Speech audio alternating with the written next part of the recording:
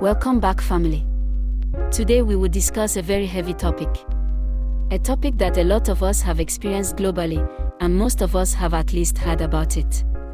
This topic is about the relationship between people of Middle Eastern descent and people of African descent. Of course, this is very subjective, so we are not talking about all Middle Easterners or all Africans for that matter. Here at African Pioneers, we like to be as objective as possible. There are no emotions or feelings put into this article. So please, regardless of your ethnicity or your views, please take your time to hear what is being said before giving a response. If you believe I am wrong about some things, feel free to let me know in the comment section. Thanks. Now, without further delay, enjoy the video. I feel like most of you watching today know who I am referring to when I say Middle Easterners, but I will specify for those of us who don't. I am speaking of the nationality of people who control the area from Turkey to Yemen, and from Iran to Morocco. Most of North Africa. As with everything else, in order to get a clear and vivid understanding of the matter, you must look into its fundamental roots. We must go to history to get an understanding of African and Middle Eastern relations. Now, regardless if you like it or not, the truth is that Middle Easterners have always looked down on Africans. We were never seen as equal to them. Now, this isn't as prevalent as before, but the disdain is still there in many, especially the elderly. The Arabs began to invade Africa in large numbers from 749 CE when they settled in Alexandria, Egypt. They were mistakenly seen as African cousins and were welcomed as saviors from the oppressive rule of the Greco-Roman domination. Although some would hate to hear this, the truth must stand. There has been a long disdain of Africans by Islam. There is a perfect example of this in the Hadith when an Ethiopian woman laments her racial inferiority to Muhammad. The so-called prophet responded to the lady by saying, "In paradise, the whiteness of the Ethiopian will be seen over the stretch of 1,000 years." There are many instances of racism against Black Africans throughout Islam. I do not say this to sow discord, but rather to spread awareness. Anyone can do a quick 5-minute research to confirm the things I'm saying. The truth is not hidden. Over the years, global focus on slavery has highlighted the transatlantic trade that featured American and European merchants. One other trade has, however, remained largely ignored, and at times has even been treated as a taboo subject, despite being a key component of African history owing to the devastating impact it has had on the continent, its generations, and its people's way of life. The transatlantic slavery lasted approximately 400 years and is the first thing that comes to the mind when most think of slavery. While the Arab-Muslim slave trade, also known as the Trans-Saharan trade or Eastern slave trade, is noted as the longest slave trade, having occurred for more than 1,300 years while taking millions of Africans away from their continent to work in foreign lands in the most inhumane conditions. The things I'm saying are all factual. As a matter of fact, it's widely known that the so-called Prophet Muhammad owned and sold black slaves himself. Islam's holiest city, Mecca, was a slave trading capital. Nasir al-Din Tusi, a famous Muslim scholar, said of blacks, "The ape is more capable of being trained than the Negro." Ibn Khaldun, an early Muslim thinker, writes that blacks are only humans who are closer to dumb animals than to rational beings.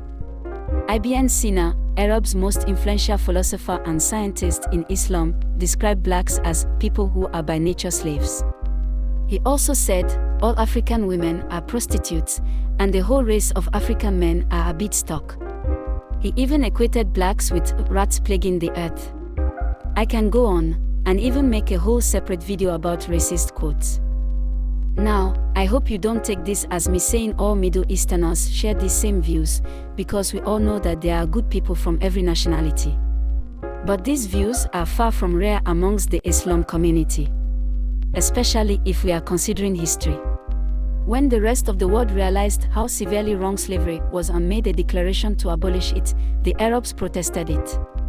It took a lot of revolt by the slaves and financial pressure from the international community for them to end it. From the 7th century until around the early 20th, the Arab slave trade continued in one form or another. Historical accounts and references to slave-owning nobility in Arabia, Yemen and elsewhere are frequent into the early 1920s. There are even many cases of slavery in the Middle East to this day. Progress towards racial equality has been uneven at best. In some areas, slavery and virulent racism have been reinvigorated. In others, Maghribi white majorities have taken tentative steps to, for the first time, acknowledge their country's legacies of racial slavery and oppression. Unfortunately, the Arabs who are in North Africa naturally identify more with their kinsfolk in the Middle East than their black African neighbors on account of their shared Islamic heritage, culture, and common racial origin. That was why the high-performing Moroccan soccer team at the recent Qatar 2022 FIFA World Cup openly celebrated their Arab and Muslim identities ahead of any affiliation to Africa, where they actually reside, geographically, so to speak. There is a disturbing trend in Arab-African relations that is being aggravated by the surge in migrants from black African nations who are going by sea to Europe by way of the North African Arab nations. These migrants go through Libya and Morocco without legal travel documents. While it is normal for the Arab nations in North Africa to protect their borders from unwanted migrants, there is growing concern about the subhuman treatment meted out to blacks in countries like Tunisia, where the country's president, Kais Saied, is pursuing an openly racist policy targeted at blacks in a bid to maintain the racial purity of Tunisia. Even before the government of Embattled President Saied came to power, racial discrimination against black Tunisian minorities as well as other blacks from African countries resident in that country was a well-known problem. Black minorities in most Arab nations are silent victims of racial discrimination in jobs, marriage, politics, and every sphere of human life. With all this being said, I don't see much of a difference between our relationship with white Americans and people of Middle Eastern descent. There are some extremists who are very proud of their ancestors' actions and wish to continue their bloody legacy. Then you have those who value human life and justice. No race is monolithic. This topic is very controversial. I know many of you are very passionate. We will be looking forward to hearing your opinions in the comment section. Please share and subscribe to this video if you found it informative or interesting. And I beg, leave a like. Don't be stingy. It is free. Thanks for tuning in to another episode here at African Pioneers. Forever one love family.